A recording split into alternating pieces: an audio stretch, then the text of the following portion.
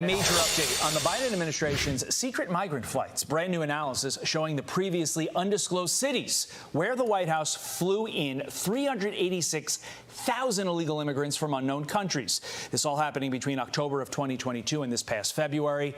326,000 of them went through Miami. Second on the list is Houston. No secret that Governors Ron DeSantis and Greg Abbott are two of President Biden's biggest critics.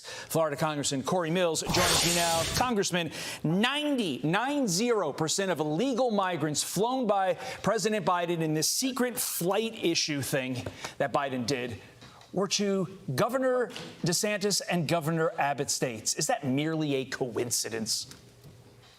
Well, not at all, Todd. And you know all too well that this is an attempt to retaliate against red states.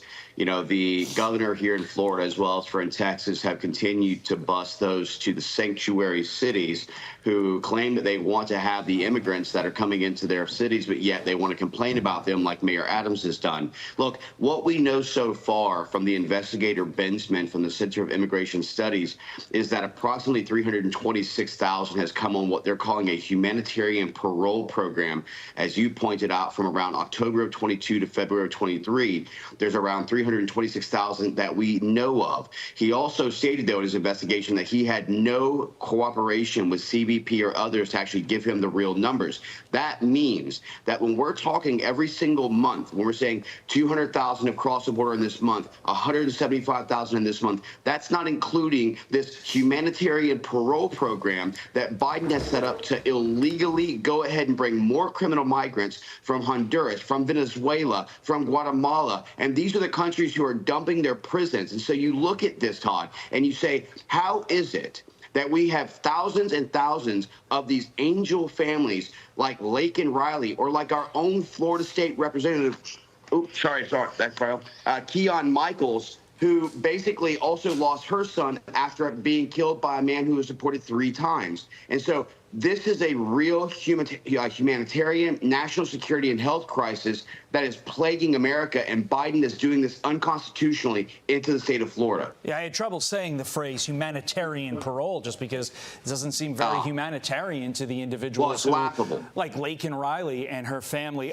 But is this just payback, or is there something more going on here? Because if I'm Joe Biden and, I don't know, maybe I want to change the makeup of an electorate, I funnel in 326,000 new voters who potentially are indebted to the Democratic Party to a state like Florida, where Governor DeSantis is crushing it in terms of winning elections lately, state level.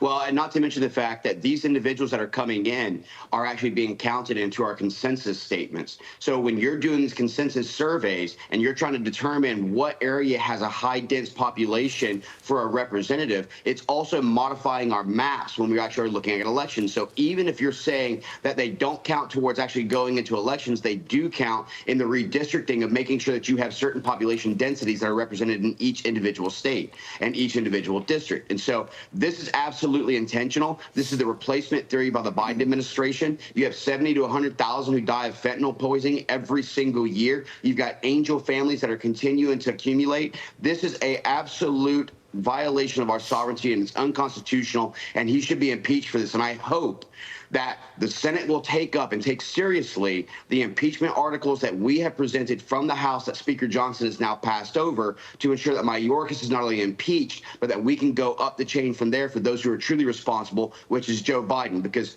I can tell you, Todd, as you know, this did not occur under President Trump. Thank you, Corey Mills, for keeping the pressure on the Biden administration on this. And when they want to know what a humanitarian looks like, look at Congressman Corey Mills. Take a look at his Twitter page, see what he does in really, really dangerous areas of our world to bring people home. We thank you for that. We thank you for being here on the program. Amen to that. Have a great day. I'm Steve Doocy. I'm Brian Kilmeade. And I'm Ainsley Earhart. And click here to subscribe to the Fox News YouTube page to catch our hottest interviews and most compelling analysis.